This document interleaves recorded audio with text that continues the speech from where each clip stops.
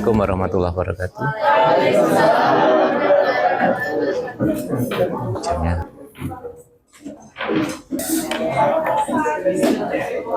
Gimana? Tadi sudah bisa mengerjakan soal kuis? Kalau bisa, itu artinya kita nggak perlu nge-review lagi. Gitu ya. Nah, nggak. Itu kan sebagai alat ukur tadi ya, tolak ukur. Apakah Anda masih ingat nggak dengan beberapa hal yang berkaitan dengan teori bilangan ya? Nah ini nanti kuliah 1 semester yang kemarin kita review 1 kali pertemuannya aja ya. Nah tetapi kalau Anda sempat membaca kan sudah saya buatkan ringkasan ya di si Pejar, sudah di-download, sudah dibaca? Oh belum. Maksudnya dibaca sebelum mengerjakan kuis itu itu bisa jadi ya. Nah itu saya buatkan ringkasan biar Anda nggak terlalu banyak membaca yang. Nah, kalau kurang puas ya dibaca lagi bukunya Rosen ya yang kemarin dipakai kuliah ya. Nah itu. Nah di sini nanti saya canda untuk mereview untuk poin-poin pentingnya yang nanti banyak kita pakai dalam pembahasan tentang grup dan ring ya berikutnya yang berkaitan dengan bilangan bulat, terutama berkaitan dengan sifat bilangan bulat yang mendasar dan nanti kaitannya dengan kongruensi ya situ. Oke, bilangan bulat ini sudah kita kenal mulai SD ya. Nah, kalau di SD dulu himpunan bilangan bulat disimboli B, kemudian kalau mulai perguruan tinggi kita pakai Z. Ya. Kenapa kok Z? Padahal bahasa Inggrisnya bilangan bulat itu apa? Integer ya. Nah, simbolnya kok Z, kok enggak I? Loh. Kalau real, R cocok ya. Nah, rasional, Q. Kenapa Q rasional? Koefisien. Hasil bagi ya toh? Nah, karena bilangan rasional itu hasil bagi dari 2 bilangan bulat. Kalau bilangan asli N, cocok ya? Natural ya, natural. Tuh, bulat kok Z? Zahlen ya. Nah, baca di situ ada ya. Nah, literasi ya. Oh, Anda tanya ChatGPT juga ketemu ya. Kenapa himpunan bilangan bulat kok disebut Z gitu ya? Ya, diganti Zahlen. Zahlen itu berasal dari bahasa Jerman ya.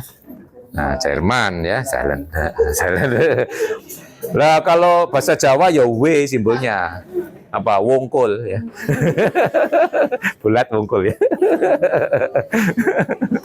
Kalau nah ini kebetulan kok yang mengintroduce awal itu orang Jerman ya. Jadi makanya disimbol Z. Kok orang Jawa simbolnya mungkin W kan sekarang ya. Wongkul. Oke.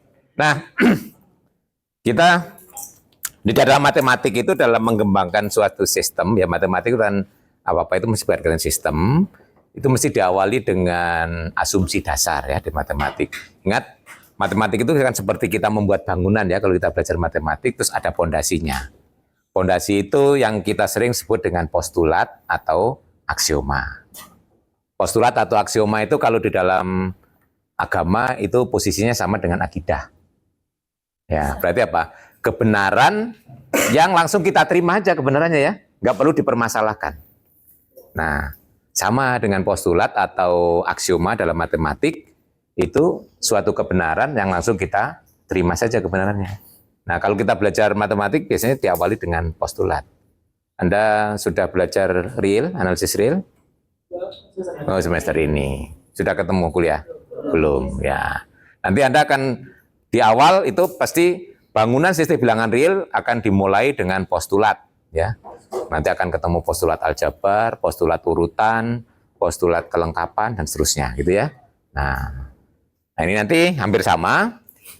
Kalau kita belajar bilangan bulat, juga demikian, belajarnya nanti, tadi postulatnya tidak selengkap dengan bilangan real, makanya nanti sifat-sifatnya akan tidak sebagus bilangan real, ya. Nah, karena tidak bagus itu akhirnya menarik untuk dipelajari kan ya. Nah, jadi kalau terlalu bagus itu kadang-kadang nggak menarik ya. Nah, yang tengah-tengah gitu ya. Nah, itu yang biasanya menarik. Oke. Nah, kemudian sedikit ya gambaran tadi antara postulat, teorema, dan kemarin apa definisi ya. Nah, Anda bisa membedakan itu sebelum kita masuk postulat. Tadi postulat itu kebenaran yang tidak perlu kita permasalahkan benar salahnya.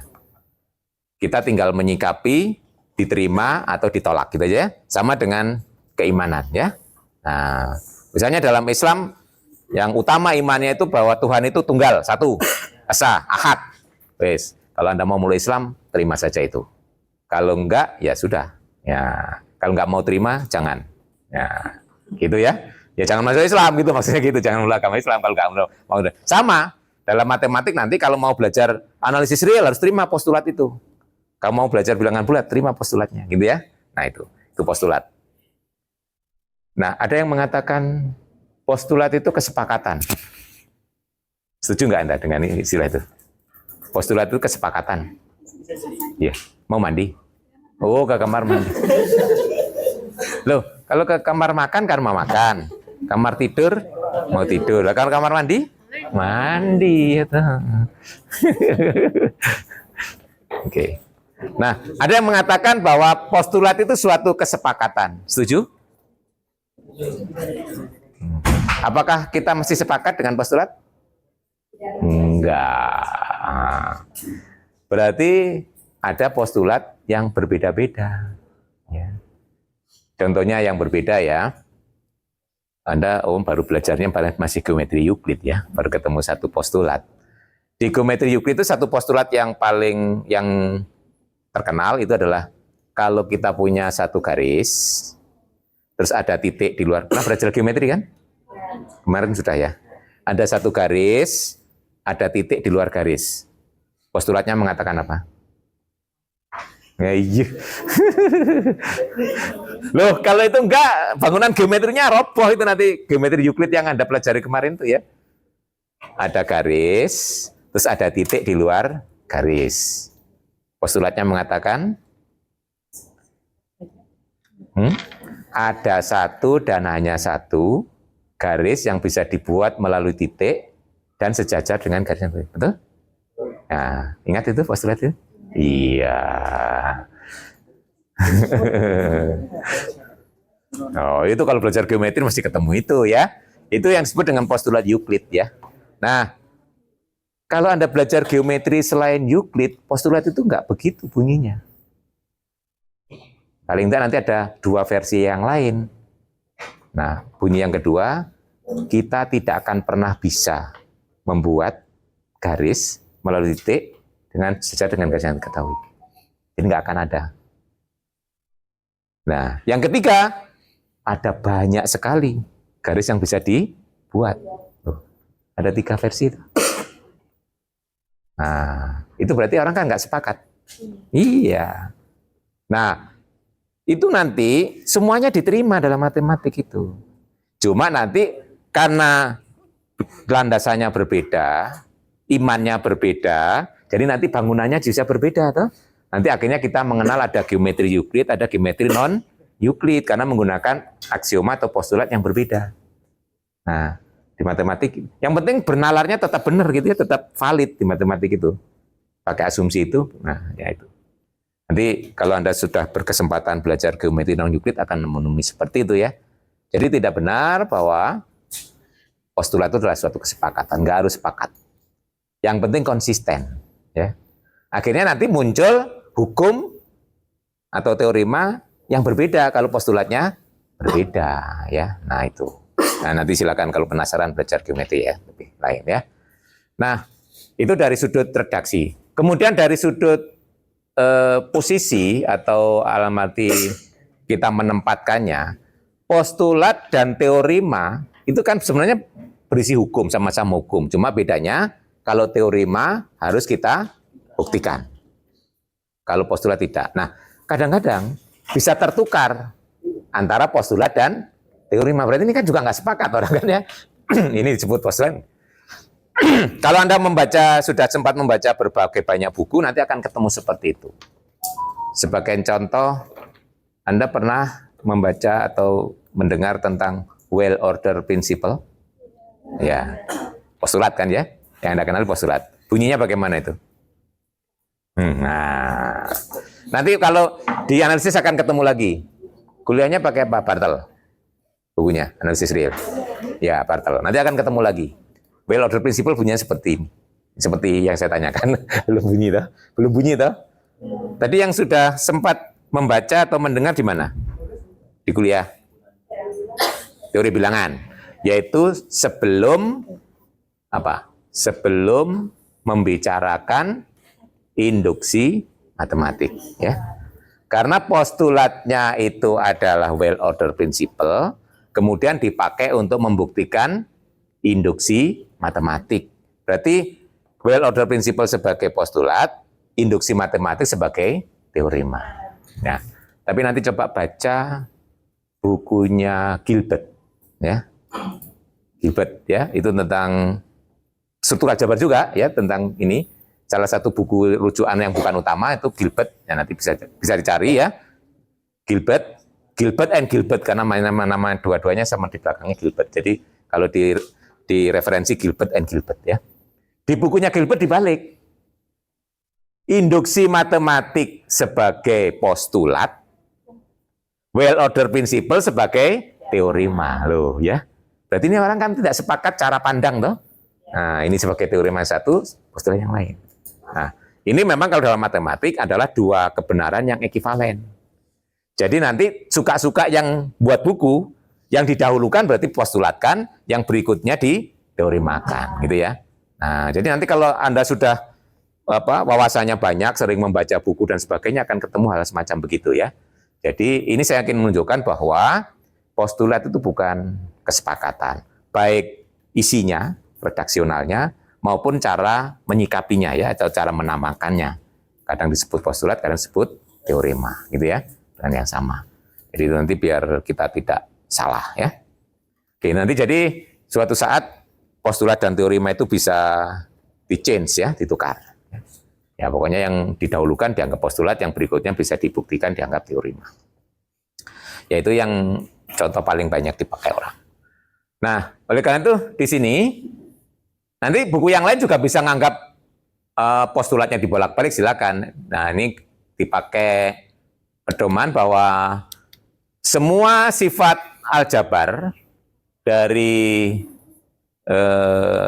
himpunan bilangan bulat dipostulatkan, ya. Jadi operasi yang ada pada sistem bilangan bulat itu adalah tambah dan kali, ya. Jadi kita punya himpunan bilangan bulat dilengkapi dengan operasi tambah dan kali, memenuhi sifat beberapa, ya. Nah, yang pertama itu berkaitan dengan operasi tambah, itu ada 4 postulat ini, ya. Nah, jadi ada sifat close, berarti bulat tambah bulat hasilnya bulat, ya. Kemudian yang kedua asosiatif, ini sudah Anda kenali sebenarnya mulai SD sifat-sifat ini.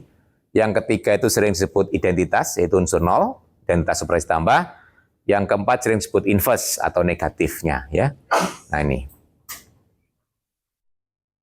ini kan sudah ada di pelajaran. Oh ya, nggak perlu dicatat, harusnya Anda tinggal ngambil dicoret-coreti lagi sana, ya. Jangan yang dicoret jangan HP-nya, ya. Atau di HP bisa juga dicoret-coret, ya, pakai ditambahi naskahnya. Oke. Nah, kemudian sifat kelima ini komutatif, ya. Ini juga ini sifat bahwa tambah itu bersifat komutatif. Nah, kemudian operasi kali sebenarnya mirip dengan ini, yang hilang adalah satu sifat ini, yang keempat. Kalau bilangan bulat terhadap operasi kali belum tentu punya inverse, ya. Nah, itu beda kalau di bilangan rasional, bilangan real ada itu, ya. Bilangan yang tidak nol punya inverse. Itu nanti yang akan membedakan struktur bilangan bulat dan bilangan real atau rasional karena ketidakadaan inverse operasi kali, ya. Jadi akhirnya operasi kali hanya ada 4 sifat inverse yang tidak ada. Nah, ini, ya. Ini saya skip aja cepat, ya. Nah, kemudian postulat yang berikutnya yang memakai kedua-duanya yaitu kali dan tambah sering kita sebut dengan distributif, ya. Nah, ini kalau dalam buku yang dipakai di sini, ya, pedoman di sini atau dalam kuliah ini, sifat ini kita asumsikan, ya. Anda sudah terbiasa dianggap benar, gitu, ya. Tidak perlu kita permasalahkan. Nah, nanti berdasarkan sifat ini akhirnya muncul sifat-sifat yang lain yang bisa dianggap teorema. Sebagai contoh, bilangan bulat dikalikan 0 sama dengan 0. Nah, itu bisa dibuktikan berdasarkan ini. Sudah pernah membuktikan? 0 kali X sama dengan 0 untuk setiap X di Z. Nah, itu contoh. Nah, akhirnya dengan postulat itu yang sudah ada ini, kita bisa menurunkan beberapa sifat yang bisa kita buktikan. Contoh yang paling populer, ini ya, 0 kali X sama dengan 0 untuk semua X di Z. Nah, ya. Ada yang pernah buktikan itu? Jadi nanti kalau ini sebagai ini, nanti dasar berpikirnya adalah postulat yang kita punyai. Ya. Nah. Halo? Masa di kuliah-kuliah kemarin nggak ada? Di teori bilangan sudah toh? Nggak dibuktikan kemarin? Lupa.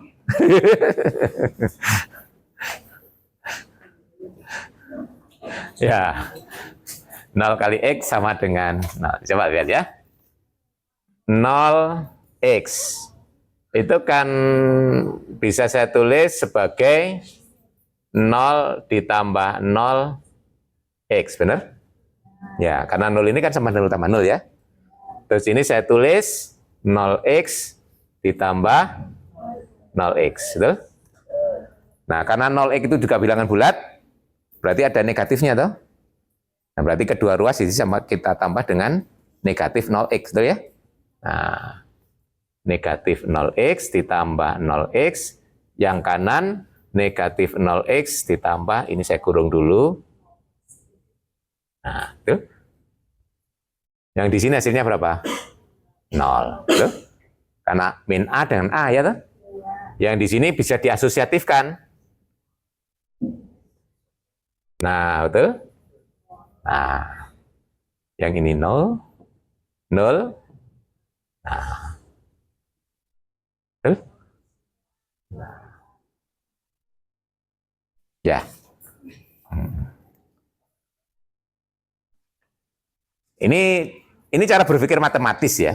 Jadi begitu kita punya hukum dasar, postulat, akhirnya nanti hukum-hukum yang lain bisa kita kembangkan berdasarkan ini. Ya ini saya hanya memberikan ilustrasi, nanti yang lain-lainnya silakan dibuka lagi gitu ya. Nah nanti misalnya negatif 1 dikalikan X sama dengan min X, ya itu saja. Min X dikalikan min X sama dengan min X dikalikan min Y sama dengan XY. Nah itu juga bisa dibuktikan semuanya ya. Nah dan seterusnya. Jadi kalau tertarik boleh silakan. Nah ini saya beri catatan, ini adalah versi nulis ya. Ini yang sudah Anda biasa begini, nulis dari atas ke bawah, ke bawah, ke bawah, ekivalen ya, ini disebut ekivalen. Ada juga yang langsung menulis menyambung, ini ke sana nanti langsung ketemu ini 0 ya. Ini ke sana terus ketemu sini. Jadi kalau kita mau membuktikan 0x sama dengan 0, berangkat dari 0x, seolah-olah ini nyambungkan ke sana, nanti akan ketemu di sini gitu ya. Kan transitif ya. Jadi versi lain nuliskannya adalah ini, saya tulis 0x itu akan sama dengan 0 ditambah 0x, betul ya? Tuh, sama dengan tuh. Nah, ini sama dengan, jadi nanti nggak kanan kiri yang tulis, cuma dari kiri ke kanan terus gitu ya. Kalau disambung nanti panjang gitu ya. Nah, tapi kalau kita ingin nggak nyambung ya ke bawah. Nah, berarti ini sebenarnya mengulang ini ya, tulisnya. Yang 0 ini saya tulis jadi negatif 0x ditambah 0x. Ini ditambah 0x ya. Nah, baru di sini negatif 0x diasosiatifkan 0x ditambah 0x. Baru yang di sini negatif 0x ditambah ini didistributifkan, ya kan? 0 tambah 0x gitu ya. Nah, terus disambung negatif 0x ditambah 0 tambah 0, 0. Nah, akhirnya 0 gitu ya. Nah, ini versi nulis langsung nyambung, tidak perlu mengulang kanan kiri gitu ya. Nah, itu nanti tergantung mana yang suka.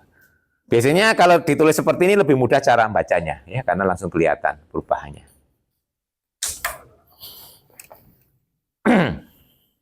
Nah, ini beberapa sifat yang nanti bisa diturunkan ya nanti. Nah, ini. Nah, kemudian nanti yang lain-lainnya bisa Anda coba ya. Nah, yang postulat berikutnya tadi kan pertama postulat berkaitan dengan operasi. Ini adalah urutan. Sifat urutan. Nanti Anda akan ketemu lagi di bilangan real juga ada sifat urutan ya. Nah, urutan ini nanti akan kita pakai untuk memberikan pengertian tanda lebih besar, lebih kecil. Ya. Nah, itu dasarnya adalah trikotomi satu. Kemudian yang kedua nanti ketertutupan yang kali dan tambah. Trikotomi itu apa?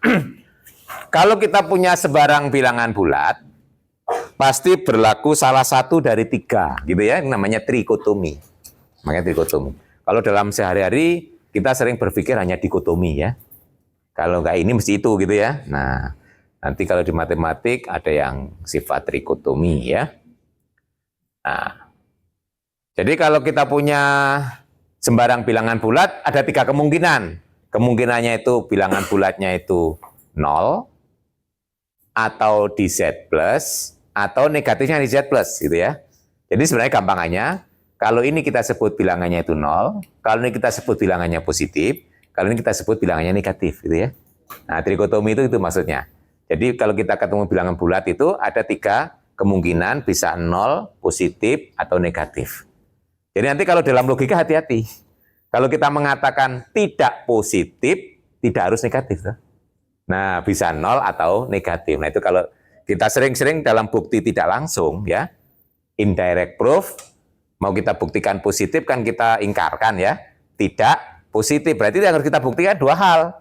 Kalau kita mengingkari tidak positif, berarti harus dua hal yang kita ditinjau kasusnya 0 dan kasus negatif. Nah, itu karena di dalam bilangan itu sering sifatnya yang kita sebut trikotomi, tidak dikotomi ya. Nah, itu.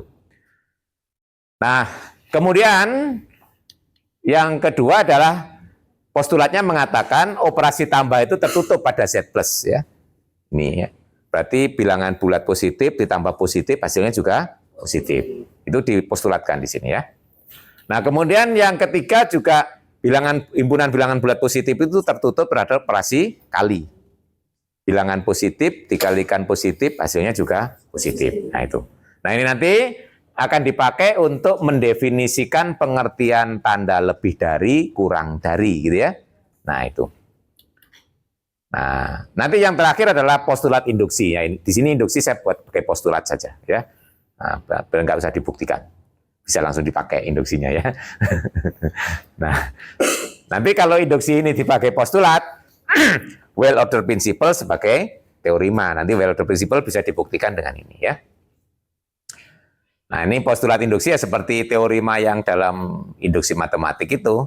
Jadi kalau saya punya himpunan bilangan S, bagian dari Z plus, satunya masuk di S, kemudian kalau X di S berakibat X tambah 1 masuk di S, maka S itu akan sama dengan himpunan semua bilangan bulat positif ya.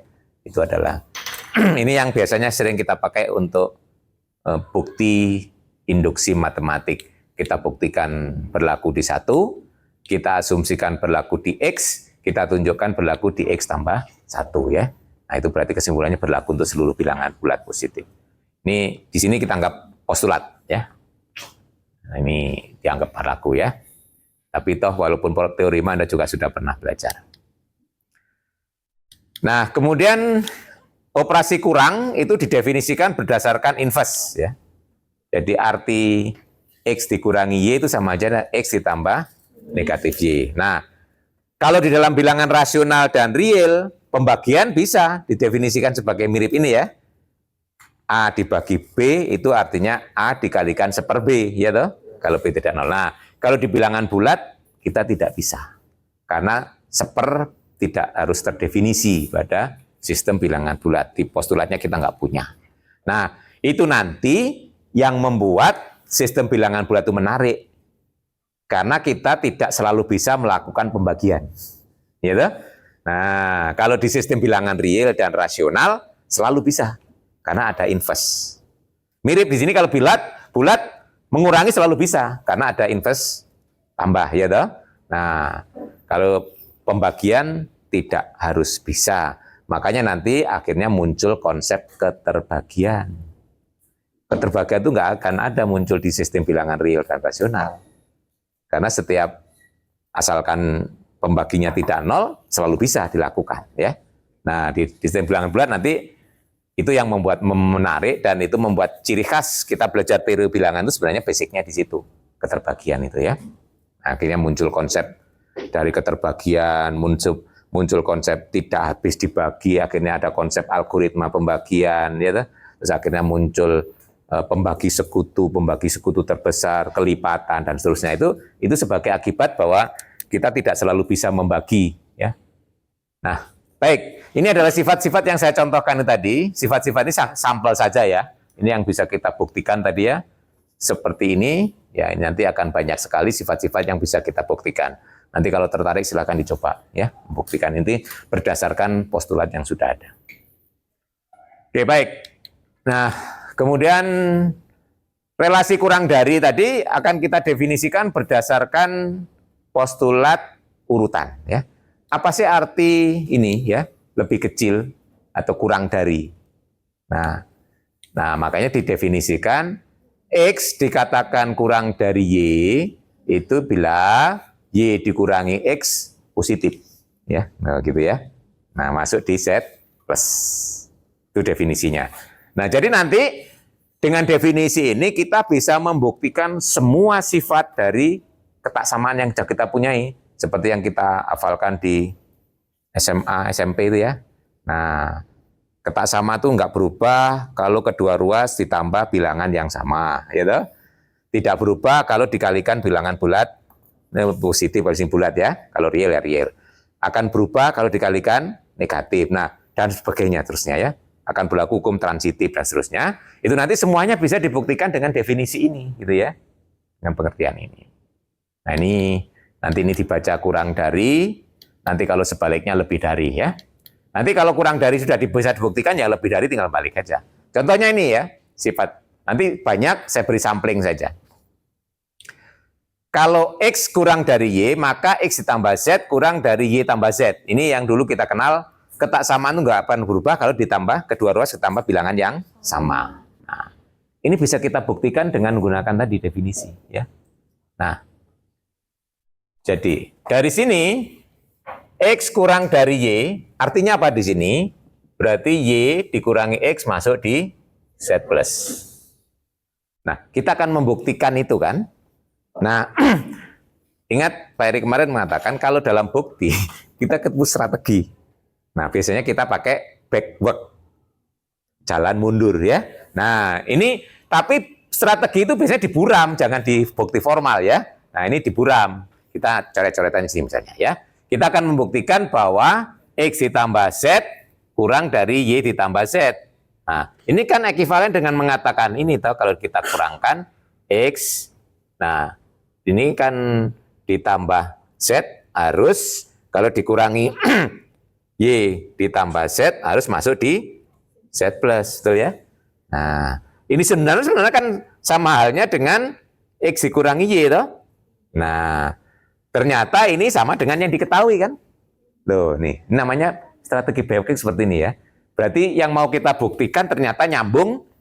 Nah, sambung. Nah, sekarang akhirnya nulisnya dibalik kan? Nah, disambungkan ke sini. Itu yang saya sebut strategi backlog ya. Kemarin sudah sempat mencari heuristik. Belum. Kemarin sudah ada remarknya toh? Iya. Nah, jadi sekarang kita tulis ulang kan tinggal ya. Jadi ini akan menjadi karena kita punya X min Y, di sini kan sama halnya oh kebalik ya, sorry. Kebalik, ini Y, ini X. Wong yang lebih, nah ini ya, sorry, Y, ini X, ini Y, ini X. Tadi nyambung Anda kok menengahi, kok diam aja. Terpesona. Nah, ya gitu ya. Nah dari sini, berarti di sini akan kita lihat kita punya Y min dikurangi X. Nah kita tambah Z kurangi Z berarti kan tetap ya. Nah, di sini kalau gitu kan Y ditambah Z, ini kan negatif X, di sini dikurangi Z. Ya, ini kan berarti 0 sebenarnya kan ya. Nah jadi kalau ingin lebih lagi ditambah 0 gitu aja loh ya. Sama aja ya. Nah ini tetap karena nggak berubah ya. Jadi Kalau saya nulisnya gini, ini enggak, ya. Jadi ini saya mundur, nulisnya begini, Y ditambah Z dikurangi X ditambah Z itu sama dengan Y dikurangi X. Nah, gini kalau saya nulis kan. Nah, nyambung dengan atasnya. Ya.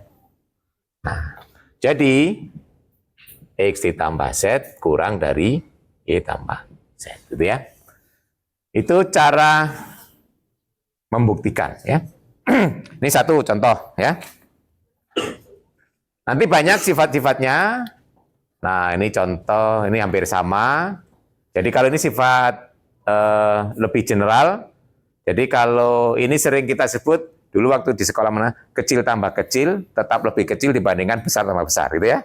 Ya itu, ini kan. Nah, kecil tambah kecil, ini besar tambah besar, ya. Nah, ini nanti pembuktiannya hampir sama, ya. Nah, contoh lain, saya cari yang kali ya, sebagai sampel. Nah, yang ini. Nah, sampel yang kali. Ya ini, contoh, mirip yang nomor 1, tapi ini kali ya. Nah, kalau X kurang dari Y, kemudian Z lebih dari 0 itu sebenarnya juga anggota Z plus ya, tadi sudah ada penjelasan di atas. Nah, yang kedua, ini, kalau kita tadi punya X kurang dari Y, kesimpulan kita akan Y dikurangi X anggota Z plus. Kemudian, di situ 0 kurang dari Z, itu artinya juga Z itu anggota Z plus. Berarti kalau ini dikalikan, anggota Z plus kali Z plus, juga anggota Z plus, menurut trikotomi, ketertutupan sekali. Jadi di sini kita punya Y dikurangi X, dikalikan Z, juga anggota Z plus, padahal ini sama dengan YZ dikurangi X, Z, gitu ya. Nah, jadi kesimpulan kita XZ lebih kurang dari YZ, gitu ya. Nah, itu cara pembuktian. Nah, nanti sifatnya cukup banyak, nanti silakan kalau tertarik dicoba. Nah, tapi ini hanya prasyarat ya, yang penting saya provokasi Anda untuk mengulas kembali. Nanti ujiannya bukan ini ya. Ini, yang penting nanti kalau dipakai lancar gitu deh ya. Ini ya. Ini adalah prasyarat. Banyak sih. Ini sudah saya tulis juga di ringkasan ada. Oke, sedikit ya. Nah, nanti konsep simbol ini sering kita kurang dari atau sama dengan. Berarti ini mengandung dua hal ya. Sebenarnya dua hal kita jadikan satu. Nah, kurang dari atau sama dengan. Berarti di sini kalau berlaku kurang saja sudah betul. Nah, sama dengannya sudah betul, tapi kurang sekaligus sama dengan nggak mungkin, ya. Ya, kurang dan sama kan nggak mungkin ya. Nah, mesti salah satu. Itu kalau Anda kenal dulu adalah disjungsi eksklusif ya, atau tapi tidak mungkin berlaku dua-duanya, ya. Harus salah satu. Waktu belajar logika ya, kan ada disjungsi inklusif dan disjungsi eksklusif. Oke. Nah, ini sudah harus familiar ya, ini mengulang aja.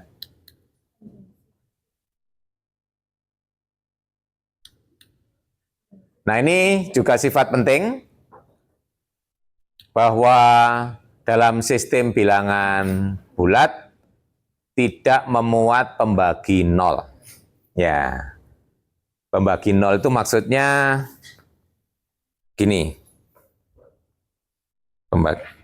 Ada dua bilangan kalau dikalikan sama dengan 0. Itu namanya pembagi 0. Kalau dalam sistem bilangan memang kita nggak punya mulai bilang bulat ya. Yang Anda kenal di mana? Yang sudah Anda pelajari pembagi 0. Anda sudah pernah belajar perkalian matriks kan? Nah, Anda punya matriks tidak 0, dikalikan matriks tidak 0 bisa 0. Pernah ketemu? Iya. Nah, contohnya ya, ini namanya pembagi 0. Contoh yang konkret ya. 1, 0, 0, 0. Saya kalikan dengan 0, 1, 0, 0. Betul ya? Oh, nah, ini nggak boleh. Yang di sini. Ini kalau dikalikan nggak. Satunya di...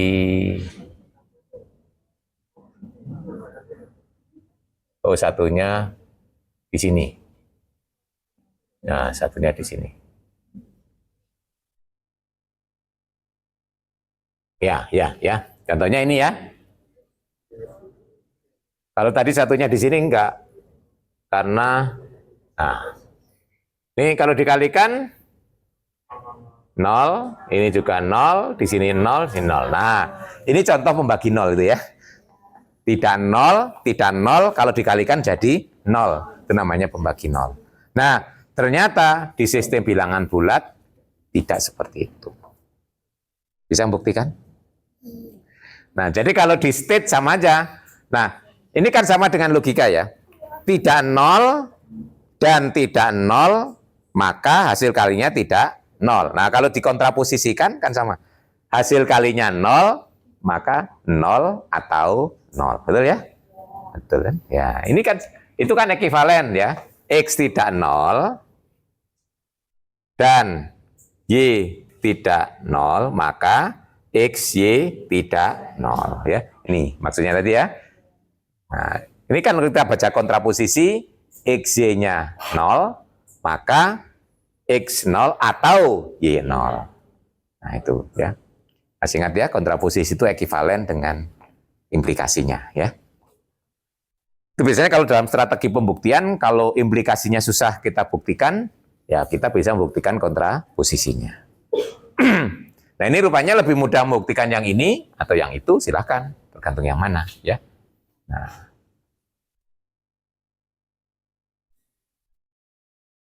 sudah ada pernah buktikan ini? Ini nanti buktinya berdasarkan postulat yang sudah kita punyai ya. Nah, kalau ini saya bisa pakai bukti tidak langsung kalau statementnya itu ya. Andaikan X tidak 0 dan Y tidak 0, betul ya?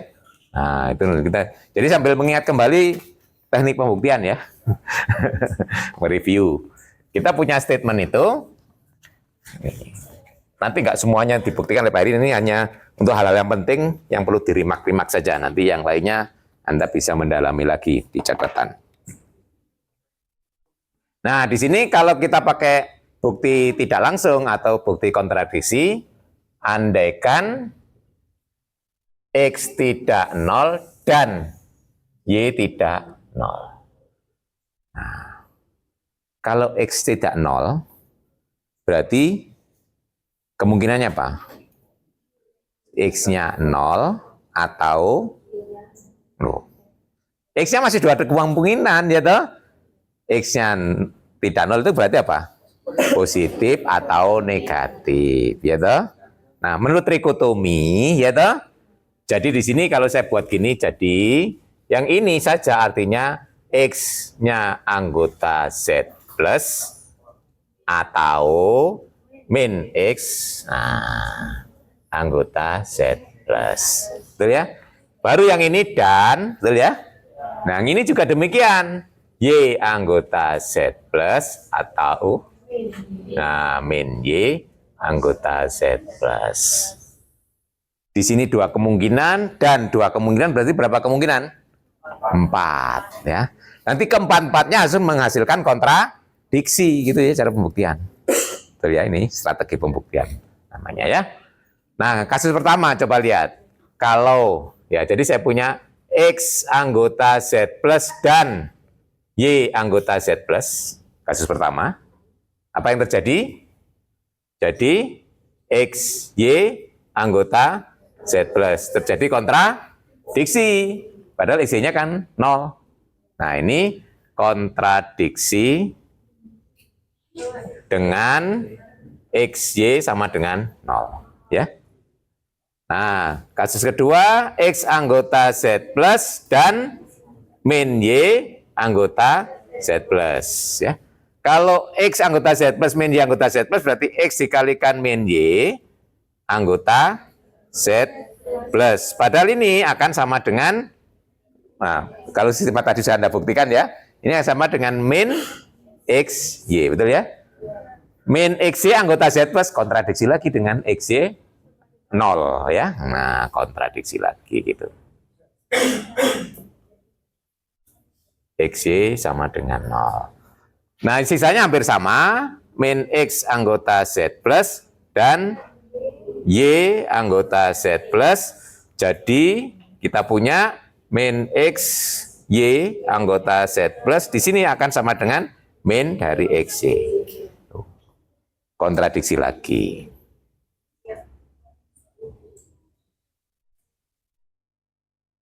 Terakhir, kasus terakhir yaitu min X anggota Z plus dan min Y anggota Z plus. Kesimpulan kita kan min X kalikan min Y anggota Z plus, padahal ini sama dengan XY. Kontradiksi lagi.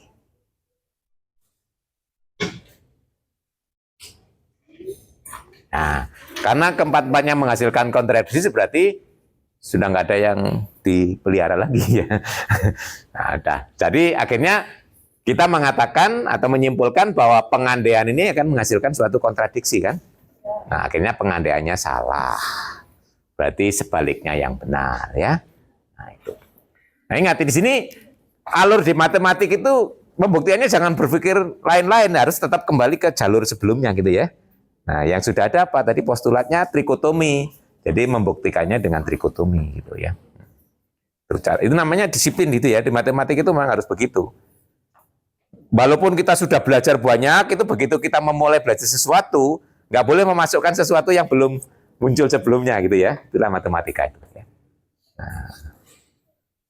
Oke. Nah, ini akan ekivalen, akhirnya sebagai akibat sifatnya hukum penghapusan. Nah, ini ya. Penghapusan. Kalau di sistem bilangan real, ini buktinya enak. Ya, kita punya XY sama dengan XZ, X tidak 0, langsung dikalikan seper X kan. Kalau di real dan rasional buktinya gampang. Nah, hukum penghapusan ini kalau di bilangan bulat memakai ini yang sudah kita buktikan tadi. Ya. Nah, jadi dipakai ke sini. Sebagai akibat, makanya saya tulis sebagai akibat. Jadi sebagai teorema ini akibat. Ingat dalam matematik yang disebut akibat atau dalam bahasa aslinya corollary ya.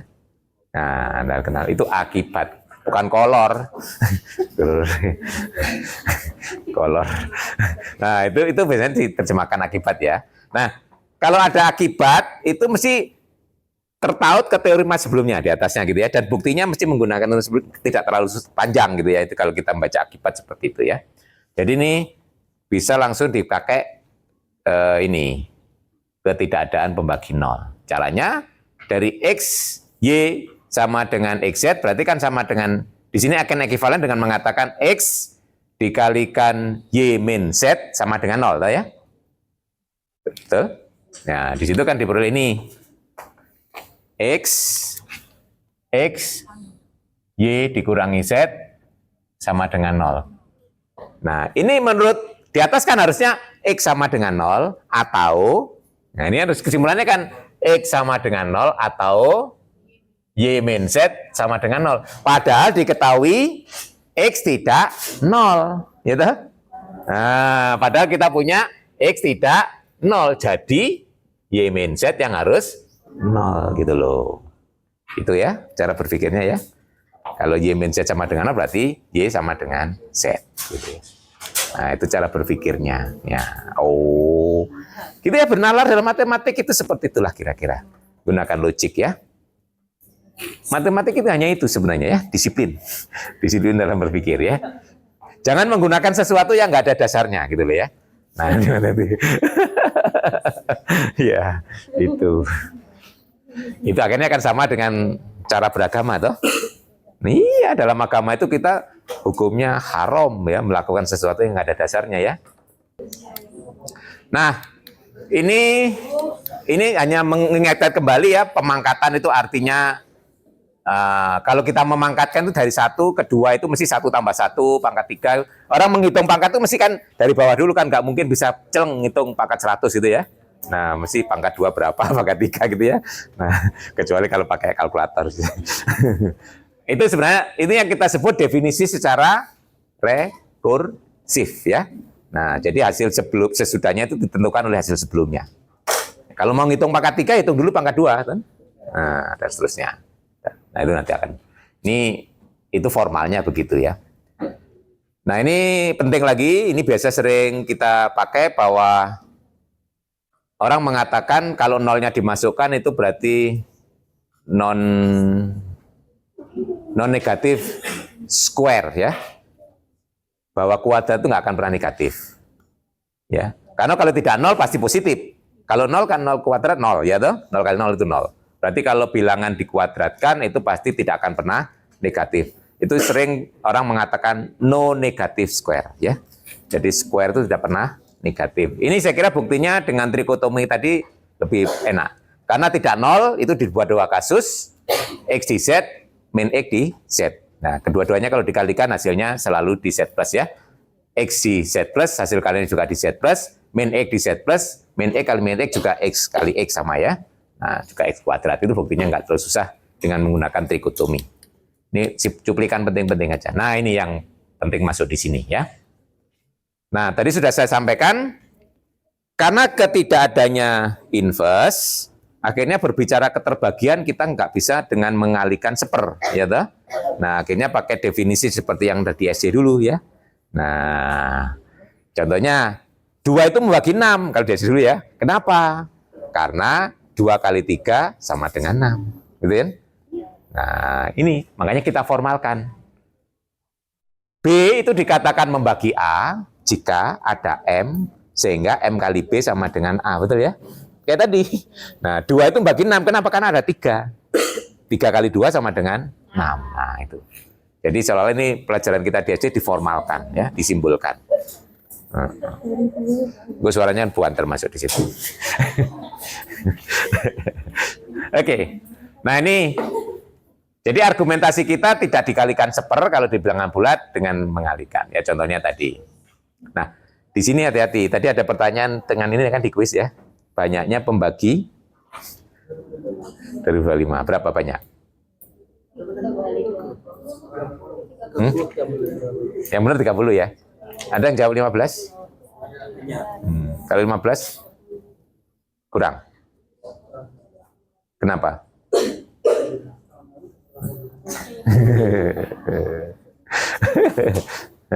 Yang negatif nggak masuk ya. Nah, pembagi di sini kan nggak harus positif toh? Iya. Definisi pembagi itu nggak kenal positif negatif ya. Ya pokoknya semua masuk ya. Nah, berarti nah tadi ya, baik, mesti saya menduga banyak yang kejebak di soal ini gitu ya.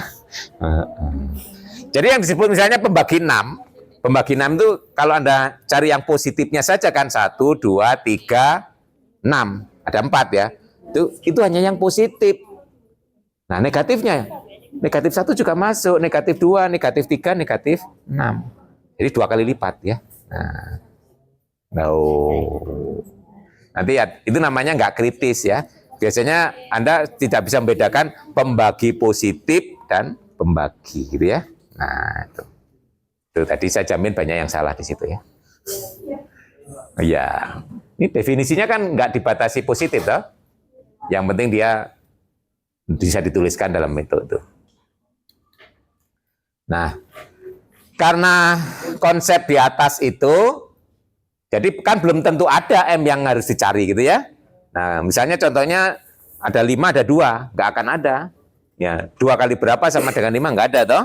Nah, itu makanya kita kenal kalau di SD dulu pembagian bersisa. Nah, pembagian bersisa itu kalau di dalam kuliah kita disebut algoritma pembagian atau algoritma Euclid. Nah, di teori bilang kapan sudah toh? Iya. Itu sebenarnya konsep pembagian bersisa di SD aja ya. Diformalkan ya, pembagian bersisa. Nah, ini bukti lengkapnya sudah saya tulis di ringkasan. Namanya ringkasan tapi masih ada buktinya di sana ya. Nah, dan saya tidak perlu mengulang buktinya, Anda sudah dapat di teori bilangan juga. Yang penting nanti cara memakainya, itu yang penting ya. Dan ini nanti akan banyak kita pakai, terutama pada saat mendefinisikan modulo nantinya ya. Nah, tapi Anda sering terlarut pada hanya bilangan positif. Begitu diberikan contoh negatif, bingung. Ya, nah itu ya. Sebagai contoh yang gampang aja. Misalnya di situ saya ambil A-nya 9, kemudian B-nya 4. Nah, contohnya gini ya. Kalau A-nya 9, B-nya 4, ini mesti Anda bisa ya. 9 itu bisa ditulis sebagai 2 kali 4 tambah 1. Saya balik sekarang. Sekarang kalau A-nya itu negatif 9, B-nya 4, berapa nih? Negatif 9 sama dengan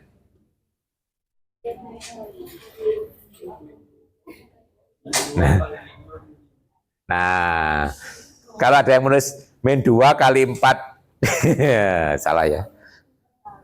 Min 2 kali 4 ditambah min 1, ya nggak boleh. Ya, harusnya berapa? Min 3 dikalikan 4 ditambah 3. Loh, ya toh? Lo bingung toh ternyata kalau diberikan negatif? Iya. Karena Anda terbiasa yang positif saja kan?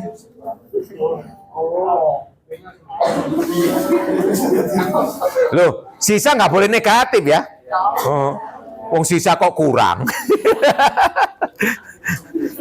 Sisa kok kurang? Negatif kan kurang ya? Sisa kok kurang? Sisa berapa? Negatif. Defisit itu namanya, nggak sisa ya, negatif. Betul ya? Nah, gitu. Nah, ini yang... Nah, nanti dibolak-balik bisa. Kalau misalnya A-nya 9, B-nya negatif 4, nah ini saya kira nggak terlalu susah. Ini negatif 4, di sini negatif 2 tambah 1. Kalau A-nya negatif 9, B-nya negatif 4, berarti negatif 9, di sini negatif 4 kali 3. 3 apa 2? 3 ditambah 3.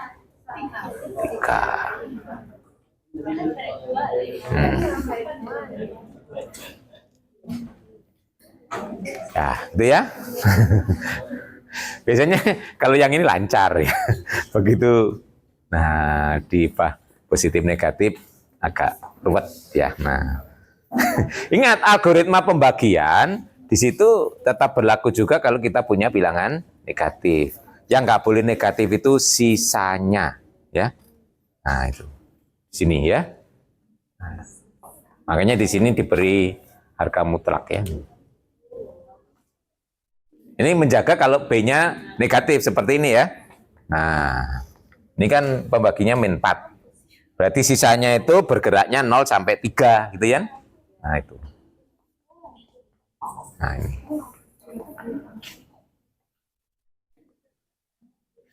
Nah, ini sering disebut B itu pembagi, atau kalau dibaca dibalik, A itu kelipatan B ya. Jadi B itu pembagi A, kalau kita balik A kelipatan B gitu ya. Nah itu kita sudah kenal istilah itu ya. Nah akhirnya kalau kita punya pembagi, punya konsep pembagi bersama, itu kalau kita punya lebih dari satu bilangan. Terus punya kelipatan, juga punya kelipatan bersama. Nah kalau pembagi itu yang menarik adalah satu itu pasti membagi semua bilangan kan. Makanya kalau kita cari yang terkecil nggak menarik. Ya toh? Satu terkecil positif 1 ya. Nah kalau pembagi bersama yang menarik dicari yang terbesar gitu ya. Kalau kelipatan positif ya Nah, semakin gede nggak akan ada batasnya. Justru kalau kelipatan yang menarik dicari yang paling kecil ya. Makanya ada konsep GCD, ada konsep LCM. Nah, GCD atau GCD apa itu? The Greatest Common Divisor, ya. Atau Anda kenal di SD itu FPP. Oh.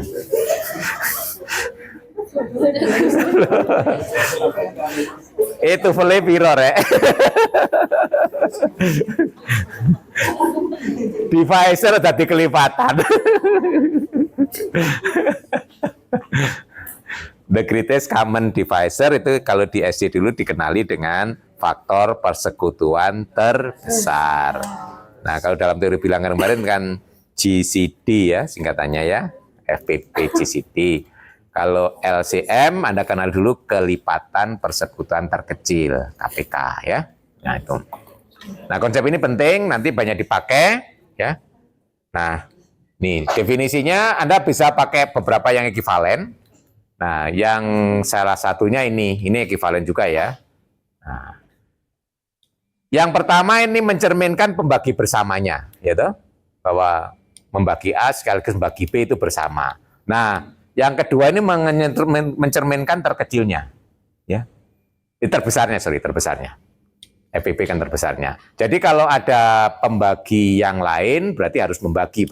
Nah, kalau di bukunya Rosen ini diganti dengan lebih kecil atau sama dengan di definisinya, tapi ini juga diangkat sebagai teorema yang ekivalen, gitu ya.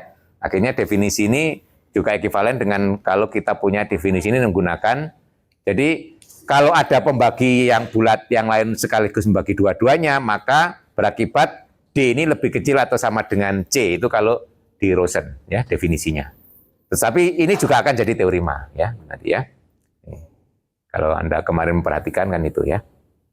Nah, tapi saya pakai yang ini aja langsung lebih praktis ya. Tapi memang yang alamiah memang ini pakai tanda lebih kecil atau sama dengan untuk mengajari anak di SD itu ya. Karena cara prosedurnya kan mencari gini, sebagai contoh, kalau kita cari pembagi dari 12 contohnya ya, pembagi 12 itu kan ada berapa? Plus minus 1, plus minus 2, plus minus 3, plus minus 4, plus minus 6, plus minus 12. Terus pembagi 18 misalnya ya, plus minus 1, 2, 3, 6, 9, 18 ya. Nah, jadi makanya pembagi bersama dari 12 dan 18 plus minus 1, plus minus 2, plus minus 3, plus minus 6. Nah, baru yang terbesar, nah, gitu ya. Nah, itu kalau menggunakan pendekatan ini, definisi yang pas adalah di sini dengan menggunakan lebih kecil atau sama dengan, itu ya. Nah, itu. Kenapa? Karena 6 itu paling besar, gitu kan ya. Nah, paling besar. Jadi kalau ada bilangan yang membagi kedua-duanya ini kan, itu berarti D di situ ya. D membagi A dengan membagi B, maka D itu harus lebih kecil atau sama dengan 6, gitu ya. Nah, itu. Tapi nanti ini bisa dibuktikan bahwa ini juga ekivalen dengan definisi itu, ya. Silakan nanti dibuka lagi Rosen ya. Ini itu. Ya, yang terbesar ini yang kita sebut sebagai LCM-nya. Ya. Betul ya, dulu kuliahnya pakai bukunya Rosen kan? Ya, lali bukunya wis lali. Waktu kuliah teori bilangan ya. Oh, iya, senang saya kuliahnya. Oh. Saya kok lupa ya.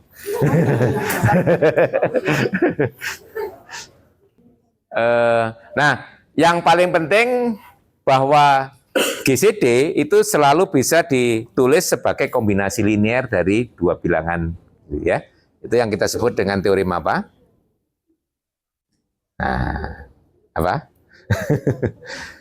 Misalnya sini, 6. 6 ini kan GCD dari 12 dan 18. 6 itu bisa ditulis sebagai Oke, misalkan yang gampang ya.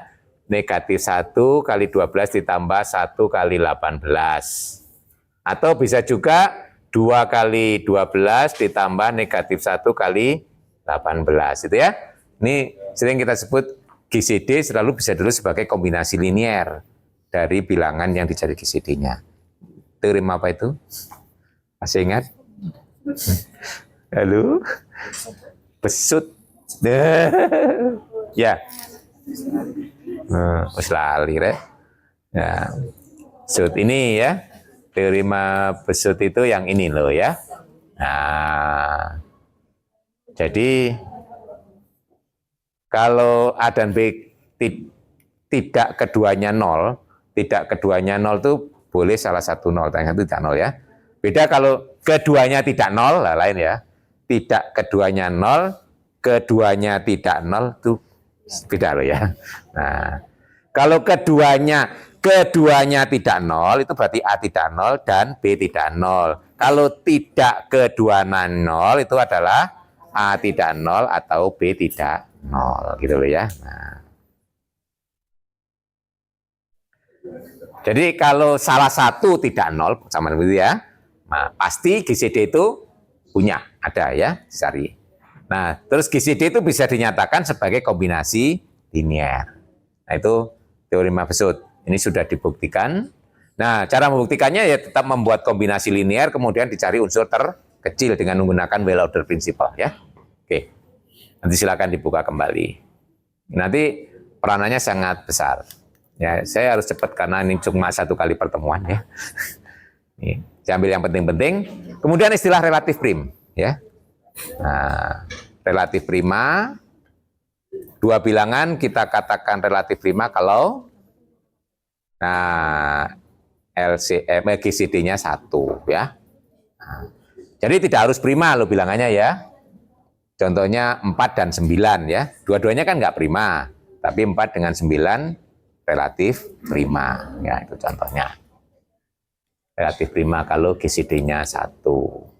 Nah, ini akibat dari tadi akhirnya bisa disebut ini. Dan ternyata kalau relatif prima, teorema Besut tadi berlaku bolak-balik ya. Khusus untuk GCD 1 itu berlaku bolak-balik. Jadi kalau kita membuktikan dua bilangan relatif prima, boleh kita pakai kalau kita bisa menyatakan kombinasi liniernya sama dengan 1. Contoh, antara bilangan n dan n tambah 1 pasti relatif prima. Ya. Ya. N dan n tambah 1. Coba ya. Nah, itu kalau nggak menggunakan ini susah pembuktiannya ini ya. Nah, n dengan n tambah 1 pasti relatif prima. Bilangannya berapapun n-nya. Oke, sedikit. Nah, ini bilangan prima juga penting. Yang menarik itu adalah dari keterbagian tadi, yaitu bilangan-bilangan yang mempunyai tepat 4 pembagi atau 2 pembagi positif ya, tepat ya. Nah, itu menarik, itu yang kita sebut dengan bilangan prima. Nah, ini mempunyai peranan penting, bahkan orang berlomba-lomba mencari bilangan prima sampai sekarang tidak akan pernah habis. Karena sudah dibuktikan ternyata bilangan prima itu tak hingga ya, tak hingga. Sudah dibuktikan tadi dulu kuliah ya. Nah, itu tak hingga banyak. Pembuktiannya andaikan hingga gitu ya. Andaikan hingga menghasilkan suatu kontradiksi. Oke.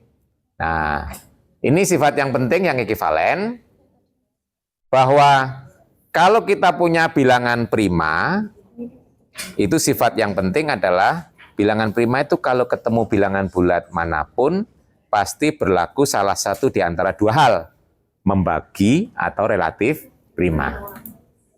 Contohnya 5. 5 itu ketemukan dengan bilangan bulat manapun, pasti kemungkinannya cuma 2 itu, membagi atau relatif prima. 5 ketemu 10 membagi, 5 ketemu 9 relatif prima ya. Ketemu berapa mesti 2 itu. Nah, kalau tidak prima ada kemungkinan ketiga. Contohnya 6. 6 kan nggak prima ya. 6 ketemu 9. Ya tidak membagi, ya tidak relatif prima. Berarti ada kemungkinan ketiga. Gitu ya kalau bilangan tidak prima. Kalau bilangan prima ketemu bilangan manapun pasti cuma ada 2 kemungkinan. Ini sifat penting, nanti ini bisa dipakai di dalam pembuktian yang lain-lain. Oke? Nah, ini hal-hal yang penting yang nanti akan kita pakai di modulo juga. Kalau suatu bilangan membagi hasil kali, kemudian relatif prima dengan salah satu, pasti membagi yang lain. Ya. Ini juga sudah, ini sifat penting, saya ambil yang penting-penting aja. Oke. Nah, berdasarkan sifat relatif, sifat bilangan prima dan ini, akhirnya muncul ini. Kalau bilangan prima itu membagi hasil kali dari dua bilangan, pasti membagi salah satu. Ya. Nah, ini nanti akan dipakai untuk membuktikan, apa itu namanya? Teorema dasar aritmatika. Masih ingat? Fundamental Arithmetic Theorem? Apa bunyinya gimana? Bahwa setiap bilangan bulat selalu dapat dituliskan sebagai hasil kali bilangan prima secara tunggal, betul? Ya. Nah, itu nanti dasarnya ini, ya. Nah, itu penting itu nanti ya, ini. Ya, terakhir ini yang penting. Ini teorema faktorisasi tunggal atau sering disebut dengan fundamental arithmetic theorem, ya. Fundamental arithmetic theorem atau faktorisasi tunggal.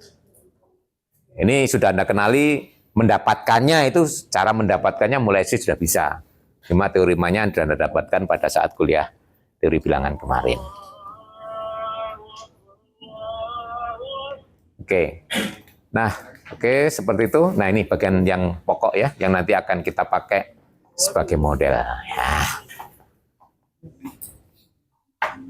Nanti sifat-sifat lebih jauh bilangan bulat dan keterbagian nanti silakan dibaca kembali. Ya minimal di rangkuman yang Pak Hari berikan di si Pejar itu, ya sudah bisa diambil. Dan kalau kurang puas dibuka kembali buku yang dipakai kuliah kemarin, bukunya Rosen ya. Masih banyak. Buku yang lain juga masih banyak lagi. Nah, ini mengingatkan kembali bahwa relasi modul itu adalah suatu relasi. Jadi relasi itu berarti di sini kalau kita punya dua bilangan bulat dikatakan berelasi modulo n jika selisihnya adalah kelipatan n, ya. Ya. Ya itu selisihnya kelipatan n. Ambil contoh kalau n-nya 2 saja yang paling gampang ya. Kalau n-nya 2. Kalau tadi n-nya 2. Nah, sebagai contoh kita punya misalnya 4 kongruen dengan 2 mod 2, ya toh? Karena selisih 4 dan 2 kelipatan 2, ya. Kemudian contoh lagi min 5 kongruen dengan 1 mod 2. Ya. Nah, tetapi kita punya 5 tidak kongruen dengan 2. Ya. Nah, gitu ya. Nah, ini. Di matematik itu enak, kalau tidak tinggal coret aja kan ya. Sama dengan tidak sama, kongruen tidak kongruen, ya. Nah, ini contoh ilustrasi. Nah, kemudian kalau Anda ingat kemarin definisi ini juga ekivalen. Ada 3 hal ya yang ekivalen. Ini ekivalen dengan mengatakan apa? Dua bilangan bulat itu kongruen kalau dibagi n di sini menghasilkan sisa yang sama. Tuh, yang kedua yaitu ekivalen dengan ini ya. Jadi untuk melihat dua bilangan kongruen kalau dibagi dengan n di sini sisa sama. Sebagai contoh ini 4 dan 2 kalau dibagi 2 sama-sama sisa 0. Nah, min 5 dan 1 kalau dibagi 2 sama-sama sisa 1. Ya. Ini enggak, ya. Kenapa? Kalau dibagi 2 sisa 1, bagi 2 sisa 0, ya kan? Oh, itu. Nah, itu. Yang ketiga apa? Sifat yang ekivalen dengan mengatakan kongruen. Kalau dua bilangan bulat itu kongruen kalau bilangan yang satu dapat dinyatakan sebagai kelipatan n ditambah apa? Ayo. Ya, ditambah kelipatan. Bilangan yang lain ditambah kelipatan N, betul ya? Jadi A dan B dikatakan kongruen modulo N kalau A dapat dituliskan sebagai B ditambah NK, gitu ya. Kelipatan dari N ya. Nah, itu masih ingat 3 hal itu kok ekuivalen untuk mengatakan suatu dua bilangan kongruen. Contohnya ini, 4 itu kongruen dengan 2, karena bisa apa? 4 dapat ditulis sebagai 2 ditambah 2 kali 1, betul ya? Nah, ini min 5 kongruen dengan 1. Kenapa? Karena min 5 dapat ditulis, min 5 itu sama dengan 1 ditambah 2 kali min 3, betul ya? Tuh, gitu. Ini tidak kongruen, karena 5 nggak akan bisa ditambah 2 kali kelipatan 2 ditambah 2 kali kelipatan 2 ya. Nah, itu. Paham ya? Jadi, untuk melihat dua bilangan kongruen, selain ini ada 3 ya. Ada 3 ini dan 2 lagi yang lain ya. Sisa sama atau bilangan yang satu bisa dikatakan bilangan yang lain ditambah kelipatan N ya. Tuh. Untuk menguji dua bilangan modulo. Nah, sifat yang penting di sini kongruen itu suatu relasi ekivalen, ya. Apa relasi ekivalen? Halo? Relasi yang mempunyai 3 sifat, yaitu reflektif, simetri, transitif. Bisa membuktikan mempunyai 3 sifat itu? Reflektif itu artinya apa? Setiap bilangan pasti berelasi dengan dirinya sendiri. A akan kongruen dengan A modulo N, betul? Kenapa? Karena A dikurangi A sama dengan 0. Nah, 0 itu pasti terbagi oleh N ya. Ya, karena 0 sama dengan 0 kali N kan? Ya, berarti artinya A akan kongruen dengan A modulo N. Itu reflektif. Simetri. Apa itu simetri di sini? Kalau A kongruen dengan B, maka B kongruen dengan A. Itu nama simetri. Nah, ya. Itu tinggal pengalinya dibuat negatif, toh. Kalau A kongruen B, berarti A dikurangi B kelipatan N. Nah, berarti kan A dikurangi B K kali N, gitu. Nah, nanti B kurangi A min K kali N kan, tetap kelipatan N, ya. Makanya B kongruen dengan A. Transitif. Nah, A kongruen dengan B, B kongruen dengan C, harus dibuktikan A kongruen dengan C. Ya, ditambahkan aja kan ya. Nah, A kongruen B berarti A dikurangi B kelipatan N, berarti K kali N. B dikurangi C, L kali N, berarti A dikurangi C itu sama dengan A dikurangi B ditambah B dikurangi C. KN ditambah LN, ya K tambah L kalikan N, kelipatan N juga ya. Nah, saya bisa mencongak ya, Anda bisa nulis ya. Oke, good. Jadi akibatnya apa? Kalau kita punya relasi ekivalen, maka himpunan bilangan bulat akan tersplit, akan terpartisi menjadi kelas-kelas ekivalen. Ingat definisi kelas ekivalen. Nah, di sini ini relasi ekivalen secara umum ya. Kelas dari A. Nah, kalau definisi umumnya adalah semua unsur yang berelasi dengan A, betul ya? Berarti di sini adalah X anggota Z, sehingga X itu kongruen dengan A mod N. Gitu ya? Nah, itu. Contohnya di sini kalau modulunya 2, nah, kelas 0 itu adalah semua bilangan yang berelasi dengan 0. Berapa saja? 0, 2, 4, 6, terusnya ya. Min 2, min 4, min 6. Itu berarti kelas 0 kalau kita pakai modulo 2 ya. Nah, kalau dipakai modulo 2 di sini, contohnya yang ini ya, kayak modulo 2, kelasnya 0, itu adalah 0, 2, 4, dan seterusnya. Di sini min 2, min 4, dan seterusnya. Kelas 1, itu adalah semua bilangan yang kongruen dengan 1 ya. Berarti 1, 3, 5, dan seterusnya. Di sini min 1, min 3, dan seterusnya. Nah, nanti kalau Anda cari lagi kelas 2 itu sama dengan kelas 0. Kelas 3 sama dengan kelas 1. Kelas min 5 sama dengan kelas 1 ya. Nah, akhirnya di sini cuma ada 2 kelas kan. Nah, kalau modul ada 2 kelas. Ini yang sering kita sebut dengan himpunan bilangan genap, himpunan bilangan ganjil, ya. Nah, itu. Berarti di sini pada modulo 2 sebenarnya kelasnya itu banyak ya, kalau ternyata yang lainnya kan sama, yang berbeda cuma 2. Nah, kelas 0 dan kelas 1. Itu kalau kita kumpulkan dalam himpunan kelas, ya, kelas 0, kelas 1 pada modul 2, ini yang kita sebut dengan Z2. Ya. Nah, Z2. Jadi Z2 itu adalah himpunan kelas, ya. Nah, himpunan kelas. Berarti himpunan, isinya himpunan, betul ya? Karena kelas itu adalah himpunan. Jangan khawatir ya, jangan takut, jangan lihat salah. Ini adalah himpunan, ya. Ini sendiri himpunan, ini himpunan, ya. Nah, jadi Z2 itu adalah isinya itu. Nah, nanti kalau Z3 ada berapa kelas? 3 juga, ya. Nanti kelas 0 itu semua bilangan bulat, kalau dibagi 3 sisa 0, ya toh? Kelas 1 kalau dibagi 3 sisa 1, kelas 2 bilangan bulat kalau dibagi 3 sisa 2.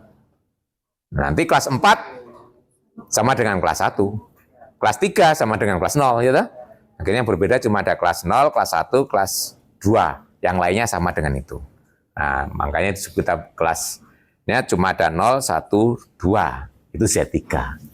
Secara umum nanti ya, kalau kita punya modulo N, maka himpunan bilangan bulat akan terpartisi menjadi N kelas. Ya, kelas 0, kelas 1, kelas 2 sampai kelas N-1. Nah, itu kita sebut Zn, ya. Nah, tuh. Jadi Zn ini tadi di kuis sudah dikeluarkan ya, muncul ya. Ya. Oke, ini tadi relasi. Nah ini ya. Jadi secara umum kalau kita punya modulo N, himpunan bilangan bulat itu akan terpartisi menjadi N kelas.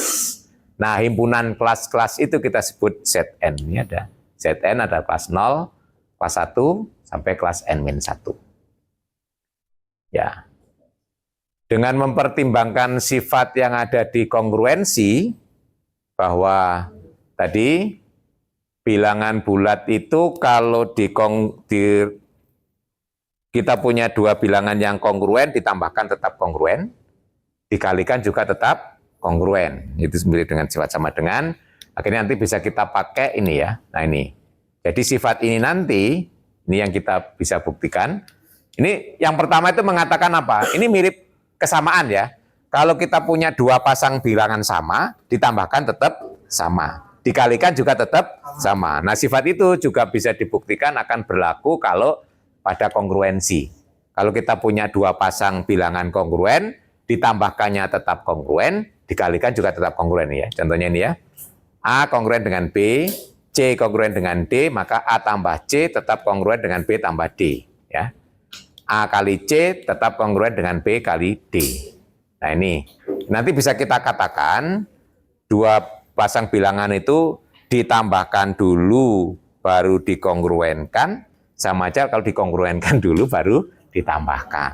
Nah, itu nanti akan memotivasi kita untuk mendefinisikan operasi tambah dan kali pada Zn. Ya. Jadi kan nggak masalah ditambahkan dulu baru dikongruensikan, ya kan? Atau dikongruensikan baru ditambahkan, ya itu nanti ya. Nah akhirnya muncul konsep ini. Nah tambah dan kali. Nah ini ya. Nah ini kan sama. Kalau di kiri ini kan dikongruenkan dulu baru ditambahkan. Ini ditambahkan dulu baru dikongruenkan, ya. Nah, nanti berarti ini akan kita pakai untuk mendefinisikan hasil tambah 2 kelas. Ya, kelas A tambah kelas B ya kelas dari A tambah B. Nah, kali juga demikian. Hasil kali dari 2 kelas ya kelas dari hasil kali bilangan, gitu ya.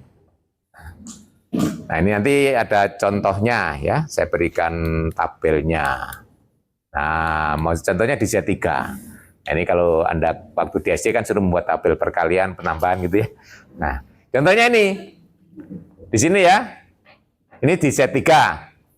Kelas 0 ditambah kelas 0, ya kelas 0 tambah 0, ya toh? Kelas 0. Ini 0 tambah 1, 0 tambah 2. Ya. Nah yang di sini, kelas 1 ditambah 3. Sebenarnya kan kelas 3. Nah, kelas 3 itu sama dengan kelas 0. Maka nulis kelas 0 ya. Nah, ini kelas 1 tambah kelas 2, kelas 1 tambah 2, kelas 3, kelas 0 gitu ya. Nah, ini. Jadi nanti Anda sudah harus bisa membuat ini gitu ya. Nah, perkalian juga demikian. Nah, di sini ya tinggal dikalikan aja.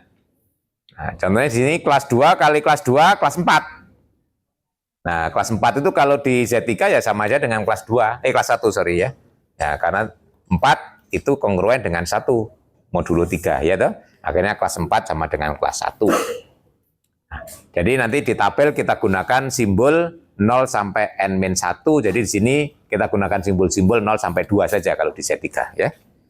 Kalau lebih harus kita kurangkan. Ini tabel di Z3. Saya tadi membuat sampai Z6 kalau nggak salah ya contohnya. Nah, Z4 hampir sama. Nah,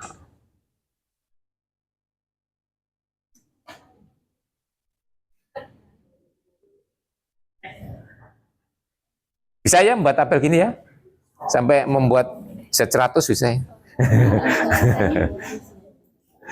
Ya minta bantuan Excel toh ya. Bisa membuat tabel perkalian dari modulo. Di Excel itu ada fungsi modulo ya. Kalau Anda menghitung modulo bisa di Excel itu ya. Modulo. Ini saya buat tadi sampai Z6 kalau nggak salah. Kalau Anda sempat nengok yang ada di si pejar ya sampai Z6. Z5. Nah, ini Z6. Nah, ini pertanyaan yang kritis, yang menarik di sini, terutama kalau di perkalian. Kalau ditambah, saya kira nggak terlalu menarik, karena tambah memenuhi sifat-sifat semua yang kita harapkan. Ya, identitas ada, negatifnya juga mesti ada ya. Contohnya ini, kalau kita tarik di Z6, ini pasti punya negatif ya. Negatif dari 1 berapa? 5, betul ya? Jadi kalau di Z6, nah di Z6 ya. Nah, negatif dari 1 itu sama dengan 5, gitu ya. Jadi nanti kalau di Z6 menulis negatif 1 ya sama dengan 5, gitu ya. Kadang-kadang kalau di buku kan nggak ditulis kotaknya itu ya. Ya, kadang-kadang ya seperti bilangan saja. Loh, ini min 1 kok jadi 5? Itu ingat itu berada di Z6 misalnya ya. Nah, negatif dari 2, 4, dan seterusnya ya. Ini selalu ada negatifnya kalau kita berbicara. Nah, kalau dikali hati-hati ya. Belum tentu ada inverse-nya ya. Contohnya di sini.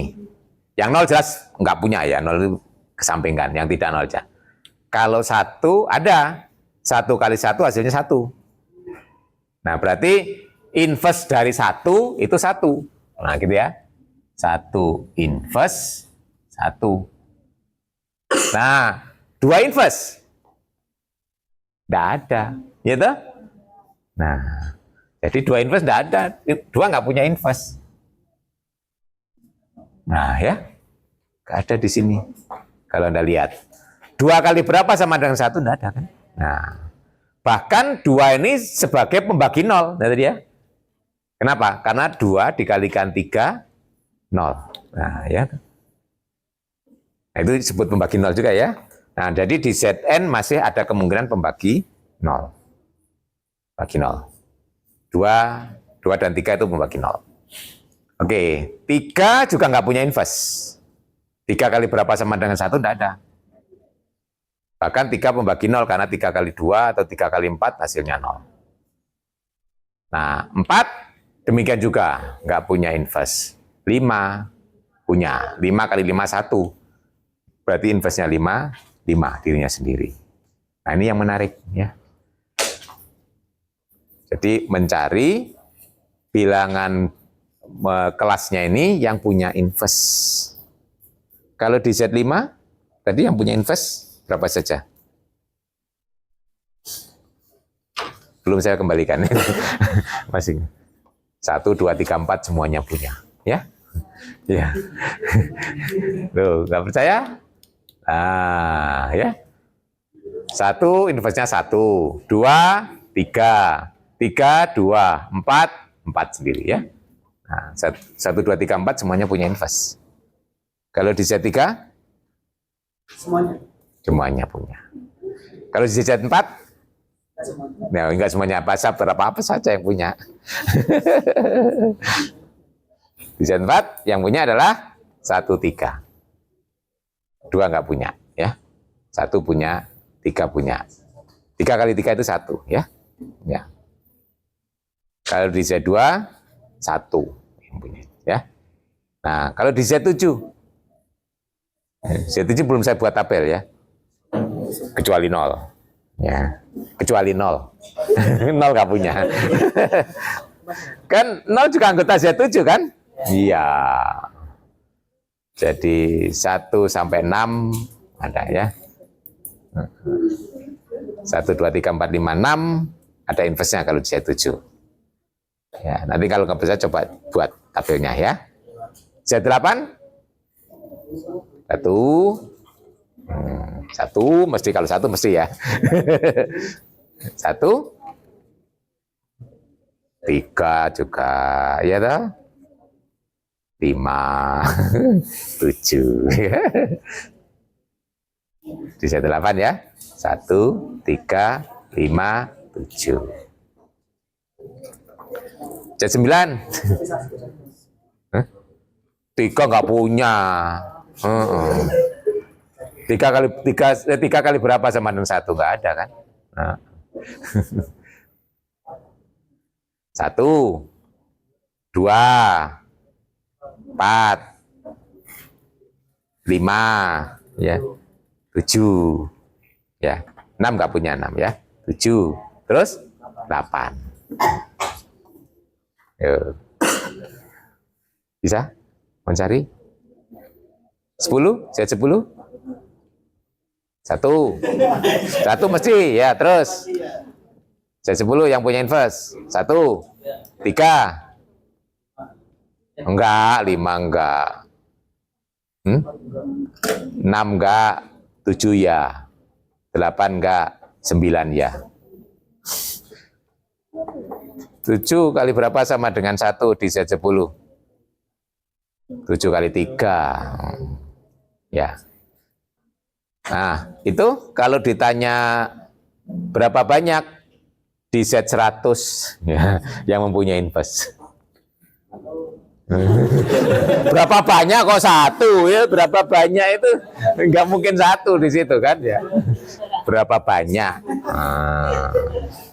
Belum saya tanya kalau di Z 2025. Nah, di sini gunanya. Ini secara implisit sudah saya keluarkan di soal kuis tadi sebenarnya. Ingat, di situ yang punya inverse cirinya apa tadi?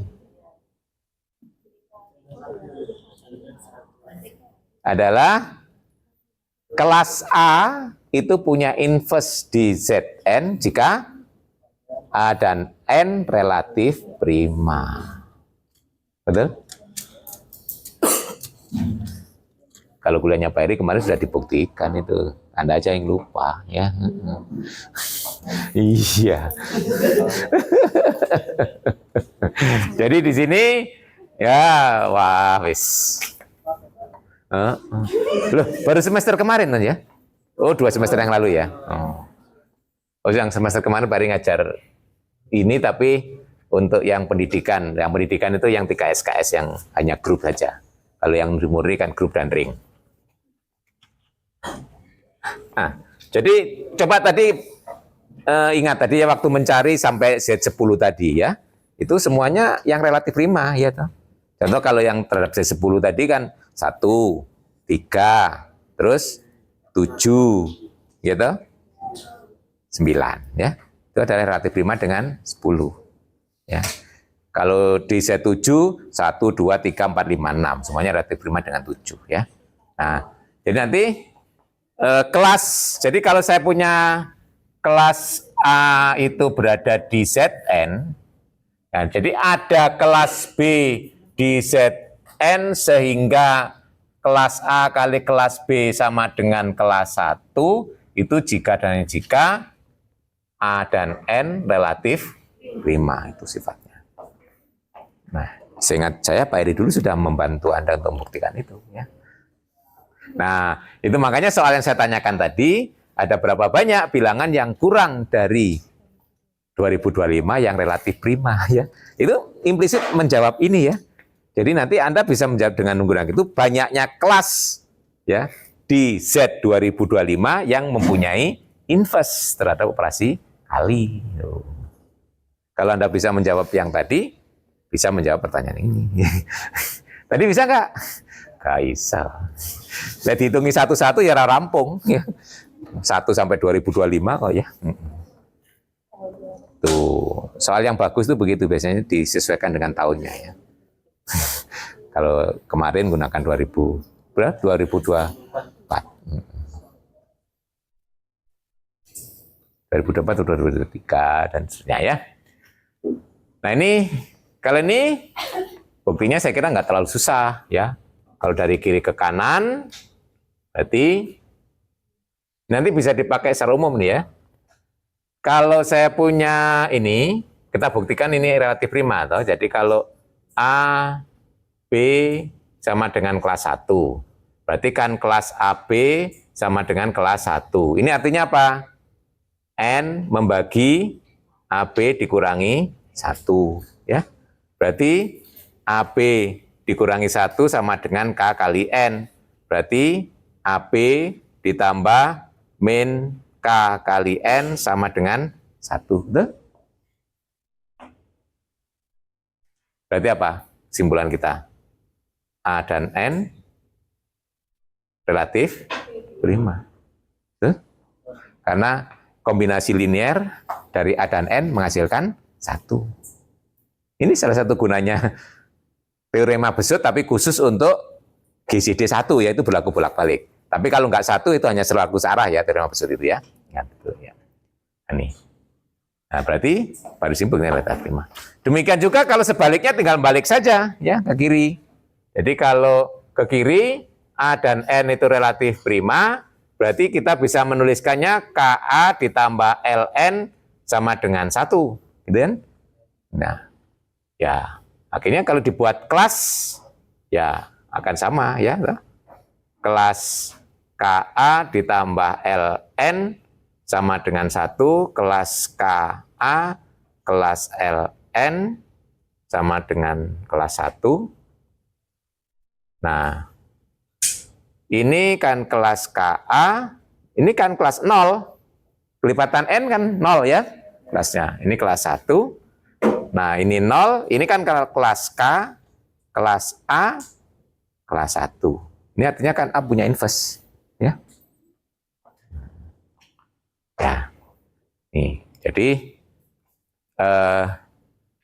kita bisa mencari secara umum ya di Zn. Tadi kan baru contoh ilustrasi. N. Jadi kalau kita punya di Z, nah Z 2025 gitu ya. Nah, tadi kalau menjawab kuis tadi bisa, tadi ya jawab sini berapa banyak bisa. Berapa jawabannya tadi?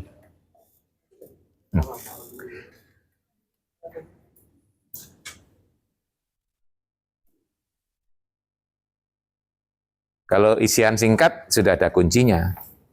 Jadi langsung ditahu jawabannya benar atau salah, bisa. Tadi tahu jawabannya langsung benar salah, ketahuan nggak? Nah, salah. Salah. Karena sudah saya masukkan kuncinya ya. Biasanya kalau soal isian singkat atau pilihan ganda, biasanya kalau diisi pecat bisa langsung dikoreksi otomatis gitu ya. Nah, kalau urean baru yang 2 soal nanti saya lihat. Nah, ada yang benar tadi ngisinya? Kadang ngawur bener kan ya. Usian singkat aja. Bener nggak? Tadi kan kalau selang isi kan ada. Tak kira. Ada yang tadi benar gitu. Ngawur tapi bener kan nggak apa-apa. Yang penting ketemu angkanya. Yang jelas nggak akan 2025 ya. Nah, itu jelas salah. Ada yang tidak. Bagaimana cara mencari banyaknya bilangan relatif prima dengan yang kurang dari itu kan harusnya kan 0 sampai 2024 ya. Tapi 0 jelas enggak toh. Berarti 1 sampai 2024 yang kita cari. 2005 enggak ya. Ya, kan kurang dari jadi bilangan 1 sampai 2024 yang relatif prima dengan 2025. Nah, ciri dua bilangan relatif prima itu apa? Kalau GCD-nya 1 toh. Nah, kapan GCD-nya 1? Dua bilangan itu. Ya, Anda kan sudah terbiasa mencari GCD dengan menggunakan faktorisasi prima.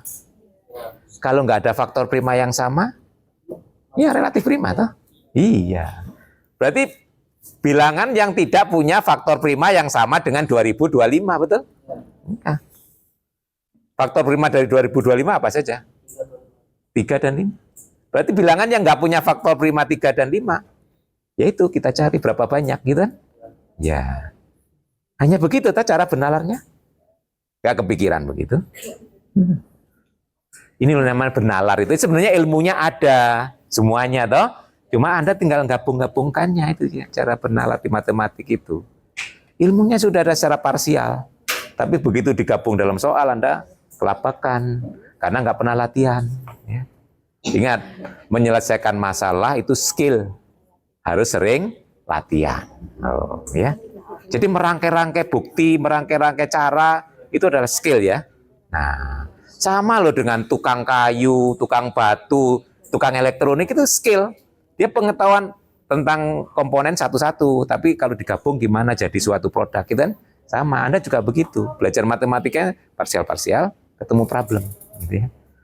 Nah, coba, berarti sekarang masalah itu bisa disederhanakan, cari bilangan yang kurang dari 25 yang tidak punya faktor prima 2 dan 5. 3 dan 5, sorry, 3 dan 5. Nah, ya Anda bisa mencari satu-satu, tapi seingat saya pernah memberikan ilustrasi dalam diagram Venn, gitu ya. Ya.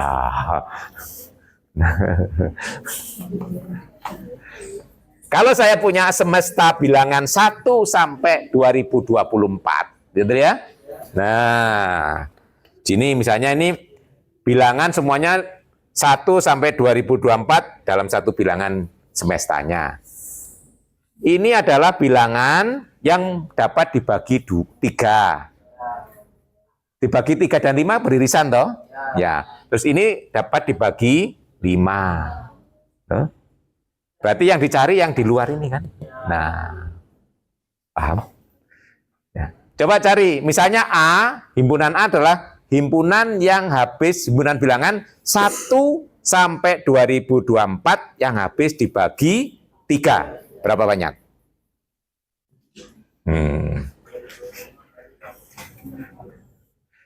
Kan kalau dihitung kan berapa? 3, 6, 9, berapa lama gitu ya? Nah, berapa banyak? Jadi A itu adalah himpunan bilangan yang habis dibagi ya 1 sampai 2024 yang habis dibagi 3. Bagaimana cara menghitungnya? Jadi kardinal cari A itu apa? 2024 dibagi 3, tapi kita buat for-nya. Kita ambil bulatnya aja kan? Iya. Berapa? Ya. 6, 7, 4. Ya nanti kalau dipakai kalkulator pecahnya dihilangkan gitu ya. Nah, yang B itu bilang himpunan 1 sampai 2024 yang habis dibagi 5. Berapa banyak sama ngitungnya? Dibagi 5. 4. Berapa? 404 ya. Nah, baru yang di tengah. Ini kan irisan. Ya berarti yang habis dibagi 15, 3 dan 5. Berarti cara ngitungnya yang ini adalah A iris B toh? Nah. Berarti nah ini kan Dari 2024 dibagi 15. Berapa? 1. 1 depannya toh? 1 berapa? Oh, kok depannya langsung 2? Gak mungkin. Jelas salah kalau depannya 2 ya. 1 harusnya. 1 berapa? 34. 1 0. Ini 1 5 ya, 3. 5 2 3 4 ya. Betul ya? Percaya lo ya. Nah, berarti kita cari dulu A gabung B. Berarti yang ini toh? Nah, berarti kan banyaknya anggota A tambah banyak anggota B dikurangi A iris B.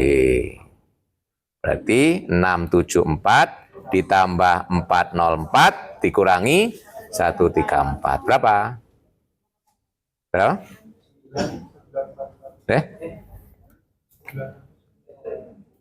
944. Betul ya? Percaya lo ya menghitungnya. Berarti yang dicari itu adalah, ya toh, harusnya ini kan ini A gabung B komplement, betul ya? Nah, ini berarti kan NS seluruhnya, ya toh? Ini kan berarti seluruhnya berarti 2024 dikurangi ini berapa? Berapa? 1080. Ya udah. Kalau nggak percaya hitungan gitu satu-satu. Iya. Ada yang jawab itu?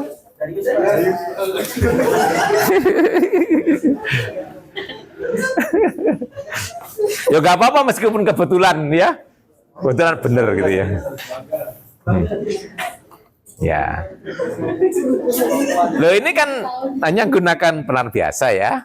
Jadi kapan dua bilangan itu relatif prima kan kalau GCD-nya 1, berarti dua bilangan itu nggak akan mempunyai faktor prima yang sama. Kalau mempunyai faktor prima yang sama kan yang sama itu jadi unsur GCD-nya kan. Kan kita cari yang sama atau mencari GCD-nya gitu.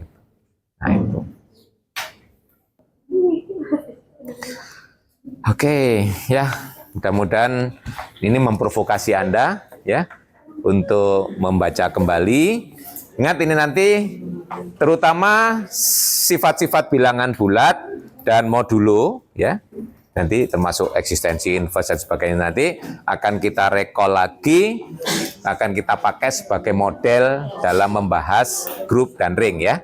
Nah, jadi mulai pekan depan kita nanti akan masuk ke topik grup ya. Jadi cukup 2 kali pertemuan saja untuk merecalling ya beberapa hal yang perlu kita. Nah, mudah-mudahan ini nanti memotivasi Anda untuk buka-buka kembali ya. Sudah lupa ya. Si lewat 1 semester aja, dilewati semester kemarin wis lupa ya. Wah. Bahaya ini. Tapi bukunya belum hilang kan? Belum ya. Kalau dalam bentuk file awet ya.